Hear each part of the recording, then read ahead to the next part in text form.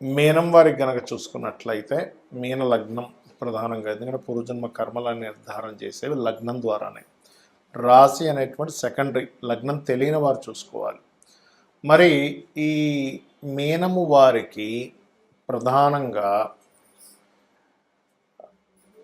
మీకు పూర్వజన్మ కర్మ అనేటువంటిది రవి ద్వారా ఏర్పడుతుంది, గుర్తుపెట్టుకోండి. రవి, శని కూడా కొంత ఉంటాడు.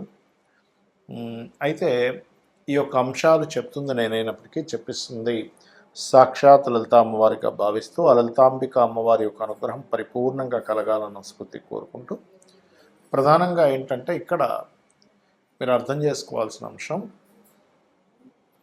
ఈ యొక్క గ్రహాలు ఏవైతే ఉన్నాయో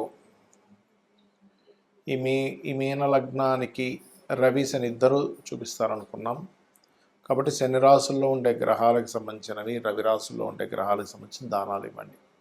అయితే వీళ్ళ లైఫ్ ఎప్పుడూ కూడా ఒకటే గుర్తుపెట్టుకోండి, పూర్వజన్మ కర్మ కారకుడు రవి అయ్యాడు కాబట్టి తండ్రితో ఎక్కువ రిలేషన్ ఉంటుంది. తండ్రితోనే అన్నీ పొందుతారు, తండ్రి ద్వారానే అన్నీ పోగొట్టుకుంటారు. అన్నీ ఫాదర్తో ఎక్కువగా ఉంటుందండి. లేదా వీళ్ళ ఇన్వెస్ట్మెంట్స్ వల్ల, అంటే పలానా ఇన్వెస్ట్మెంట్ చేశాను, అయ్యో రాంగ్ ఇన్వెస్ట్మెంట్ చేశానని ఇబ్బంది పడ్డ వాళ్ళు ఉంటారు. అబ్బా నేను చేసిన ఇన్వెస్ట్మెంట్ బాగా కలిసి వచ్చిందని గొప్పగా ఇదే వాళ్ళు ఉంటారు. రెండు రకాలుగా ఉంటుంది. సాటర్న్ బాగుంటేనేమో ఇన్వెస్ట్మెంట్స్ చేయడం వల్లే నేను ఒక లైఫ్లో ఒక కోటీశ్వరుని అయిపోయానని చూస్తాము. ఇన్వెస్ట్మెంట్ చేసినందుకు కుళ్ళుకొని నాతో శత్రువులు అయ్యేవారిని చూస్తాము. తండ్రి మూలంగా బాగుపడ్డ వాళ్ళని చూస్తాము. తండ్రి మూలంగా, ఎందుకంటే రవిశని లేదా కింద పని వాళ్ళు, అధికారులు ఈ రూపంలో వస్తూ ఉంటుంది. అందుకని మీరు ఏం చేయాలి, నవగ్రహాల్లో పర్టికులర్గా రవి శని గ్రహాల దగ్గర దీపారాధన చేయండి. గోవులకి బెల్లము మరియు గోధుమ రవ్వ తినిపించండి. రాజరాజేశ్వరి అమ్మవారి యొక్క ఆరాధన ఎక్కువగా చేయండి. ఇక్కడ ఏమవుతుందంటే కొన్నిసార్లు ఈగోకి వెళ్ళిపోవడం, ఇట్లాంటి వాటి వల్ల కూడా ఇబ్బంది వస్తూ ఉంటుంది. Because of sun is ego కారకుడు. కాబట్టి ఏంటంటే కొంచెం ఇలాంటివి కొంచెం చూసుకోవాలి. అయితే అది ఎప్పుడు జరుగుతుంది, రవి యొక్క సైన్లో అధిక పాపగ్రహాలు ఉన్నప్పుడు మాత్రమే జరుగుతుంది, అందరికీ జరగదు అది. సో ఇలా చేయండి, ఖచ్చితంగా మీకు బాగుంటుంది. అయితే ఇక్కడ ఏంటంటే ఒక్కొక్క లగ్నానికి కొన్నిసార్లు 6th హౌస్ అయితే, కొన్నిసార్లు 11th హౌస్, కొన్నిసార్లు 2 హౌసెస్ అని చెప్పాను.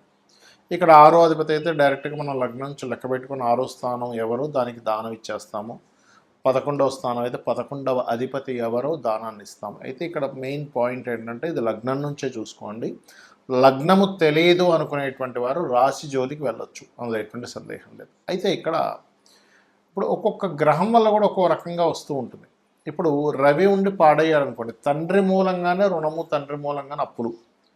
అదే రవి ఉండి బాగున్నాడు, ఎగ్జాల్టెడ్ హౌస్ అయింది అది. అంటే ఉదాహరణకి ఎలా అంటే ఇప్పుడు వృశ్చిక లగ్నం అయింది అనుకోండి, వృశ్చిక లగ్నానికి 6th హౌస్లో రవి ఎగ్జాల్టెడ్, పాడవలేదు. అప్పుడేమవుతుంది, ఆయన వల్లనే మీకు బాగుంటుంది కూడా లైఫ్, అంటే ఆయన సపోర్ట్ వల్లే బాగుంటుంది. ఇక్కడ ఎంతసేపు రుణము అంటే మనం రుణపడున్నామా, మనకు రుణపడున్నారా ఈజ్ మోస్ట్ ఇంపార్టెంట్ థింగ్. ఇలా ఎప్పుడైతే మనకు రుణపడున్నారు అనేటువంటిది ఎగ్జాల్టెడ్ ప్లానెట్స్ వల్ల వస్తాయి. ఎప్పుడైతే ఇప్పుడు ఎగ్జాంపుల్ అదే శని ఉన్నాడు అనుకోండి, వృశ్చిక లగ్నానికి 6లో శని ఉన్నాడు అనుకోండి, పని వాళ్ళు అంటే వీళ్ళ కింద వర్క్ చేసేటువంటి వర్కర్స్ వల్ల వీళ్ళు ఎక్కువ స్ట్రెస్ అవుతూ ఉంటారు.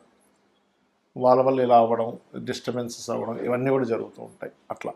అయితే ఇక్కడ ఏంటంటే మెయిన్గా గమనించవలసినటువంటిది, ఇక్కడ ఎప్పుడైతే మీకు రవి ఉండి పాడయ్యాడు అప్పుడు గోధుమలు దానంగా ఇవ్వండి. కేజీంబావు గోధుమలు, రెడ్ కలర్ క్లాత్. ఫస్ట్ అయితే 7 వీక్స్ ఇవ్వండి. వీలైనంత మటుకు సూర్య ఆలయాలకు వెళ్ళండి.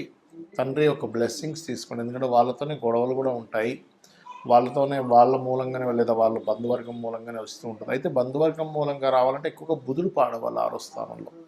6లో కానీ 11లో కానీ బుధుడు పాడైతే అది 11వ స్థానం కూడా పాప అయితే, శుభుడైతే కాదు, పాపై పాడైతే కనుక ఖచ్చితంగా బంధువర్గాలు అప్పుల వల్లే వస్తూ ఉంటాయి. అప్పుడు ఏంటి, పెసలు ఇవ్వండి. ఒకవేళ చంద్రుడు పాడయ్యాడు, 6వ స్థానంలో ఉన్నాడు లేదా 11వ స్థానంలో ఉండి పాడయ్యాడు, అప్పుడు బియ్యము దానంగా ఇవ్వండి. ప్లస్ గోవులకి కాస్త మీరు ముల్లంగి తినిపించండి, ఖచ్చితంగా బాగుంటుంది. అలా కాకుండా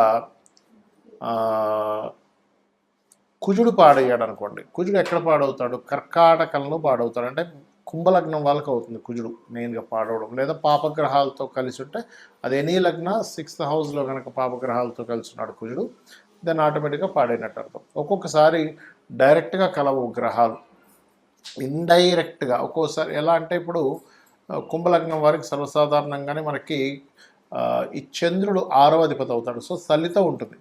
కానీ సమ్టైమ్స్ ఆ చంద్రుడు చూడడానికి బాగానే ఉన్నాడు కదా అనిపిస్తుంది, కానీ దృష్టి కూడా ఉంటుంది. అంటే ఇక్కడ మనం కన్సిడర్ చేయాల్సింది ఏంటంటే దృష్టి ఎలా ఉంది, దాని మీద గోచారం యొక్క గ్రహాల యొక్క స్థితి ఎలా ఉంది ఈజ్ మోస్ట్ ఇంపార్టెంట్, గుర్తుపెట్టుకోండి. ఈ రకంగా చూసుకోవాలి.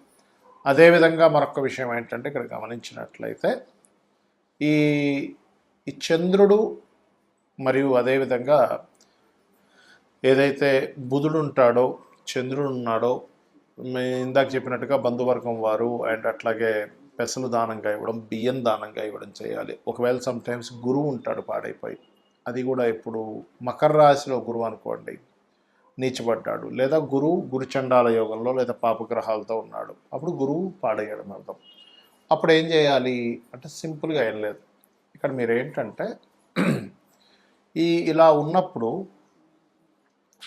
శనగలు దానంగా ఇవ్వడం, దత్తాత్రేయుడు యొక్క ఆరాధన చేయడం, గోవులకి అరటికాయలు తినిపించడం చేస్తూ ఉండండి. అదేవిధంగా శుక్రుడు అనుకోండి, స్త్రీల ద్వారా వస్తూ ఉంటుంది ఎక్కువగా ఇబ్బంది, శత్రుత్వాలు కానీ సుఖ వ్యాధులు రావడం కానీ జరుగుతూ ఉంటుంది. అలాంటప్పుడు బొబ్బర్లు దానంగా ఇవ్వండి. సమ్టైమ్స్ శని వల్ల వచ్చినప్పుడు మాత్రం ఇది ఎక్కువగా రోగం మీద ఎఫెక్ట్ చూపిస్తుంటుంది. హెల్త్ బాగోలేదు, హెల్త్ వల్ల ఇబ్బంది పడ్డాము, హెల్త్ వల్ల ఎక్కువ స్ట్రెస్ అవుతున్నాము, ఇటువంటివన్నీ కూడా మీరు చూస్తూ ఉంటారు. ఇక రాహు గనకైతే కనబడదు, రీజన్ తెలియదు, రీజన్ అర్థం కాదు, కాబట్టి అట్లా ఉంటుంది.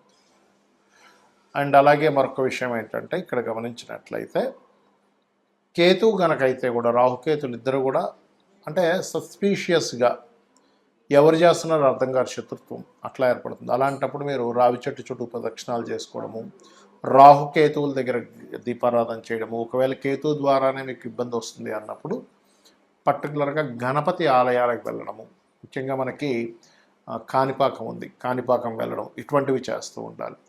ఈ రకంగా కనుక మీరు చేస్తున్నట్లయితే ఖచ్చితంగా ఈ శత్రు బాధల నుంచి తప్పించుకోగలుగుతారు. బికాజ్ ఆఫ్ మనకేంటంటే మన చుట్టూనే శత్రువులు వస్తారంటే ఎలాగ తండ్రి, తల్లి, బంధువర్గం రూపంలో, ఫ్రెండ్స్ రూపంలో, కొలిక్ రూపంలో మనం వాళ్ళకి రుణపడి ఉన్నాం, వాళ్ళతో మన పూర్వజన్మలో శత్రుత్వాలు పెట్టుకున్నాం, ఆ శత్రుత్వం తీర్చుకోవడానికి వచ్చారు. దీన్ని మనం గొడవ పెట్టుకోకూడదు, దాన్ని అర్థం చేసుకొని వీలైనంత మట్టుకు చర్చలతో తగ్గించేసుకోవాలి. అప్పుడే ఈ రెమెడీ చేసుకోవడం ద్వారా మీకు ఈ ప్రాబ్లమ్స్ అనేటువంటివన్నీ కూడా క్లియర్ అవ్వడం జరుగుతుంది, గుర్తుపెట్టుకోండి. సమ్ టైమ్స్ కొంతమందికి దానం ఇవ్వలేని పక్షంలో గోవుకి తినిపించవచ్చు, అయితే నువ్వులు మాత్రం తినిపించొద్దు, నువ్వుల ప్లేస్లో బెల్లము తినిపించవచ్చు. కొన్నిసార్లు తల్లిదండ్రులు ఇవ్వచ్చు ఈ దానాలు పిల్లల విషయంలో, అంటే పిల్లలకి హెల్త్ ఇష్యూ బాగాలేదు, తల్లిదండ్రులు ఇవ్వచ్చు, పిల్లలకి శత్రుత్వాలు పెరుగుతున్నాయి, తల్లిదండ్రులు ఇవ్వచ్చు.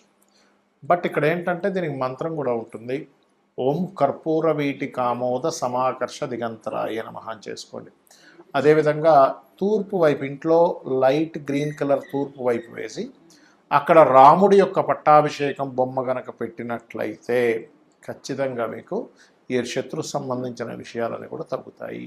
శ్రీమాత్రే నమః.